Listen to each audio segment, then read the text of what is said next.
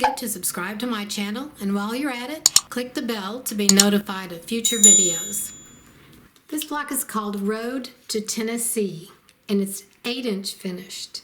Here is the block. What we're going to do is cut 4.5-inch squares. There will be 4 of them. That's the accent fabric. And then we'll cut 8 2.5-inch squares, and we're going to use stitch and flip to make this unit. So actually that is your unit there. And we're going to make 4 of them for the block. Here is what a larger quilt looks like, 64 by 80. I'm using low volume prints again for the background.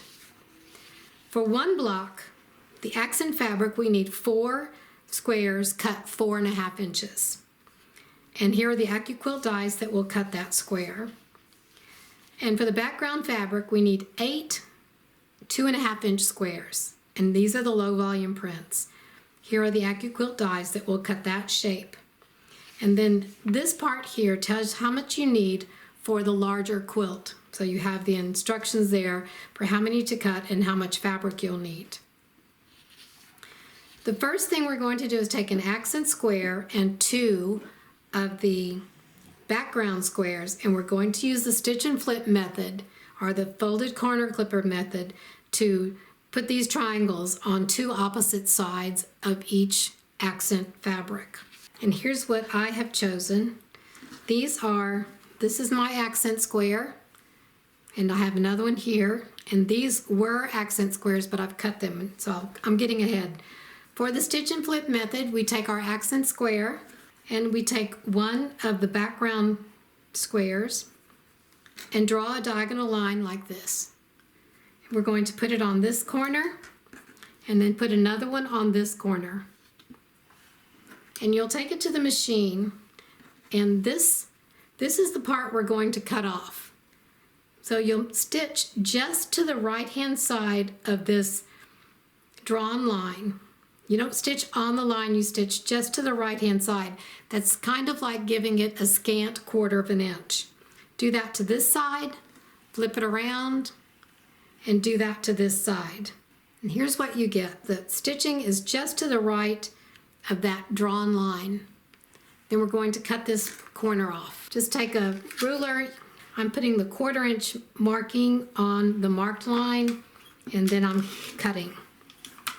So you have that. Turn it around and do the same thing on this one.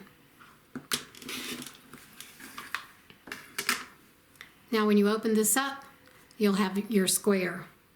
You'll press these seams open.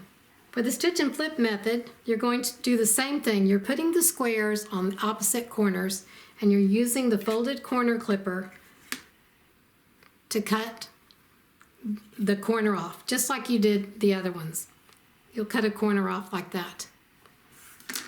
And this gives you the seam allowance. So you'll go and sew a scant 1/4 inch on both sides, and this is what you'll have.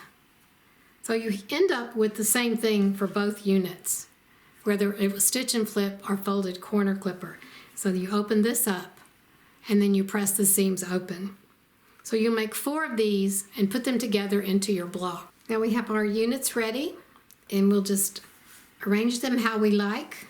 And I'll put them in this formation. Let's change these around.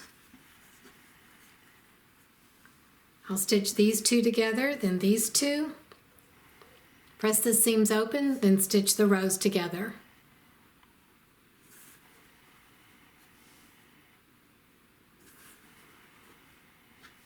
Thank you for watching.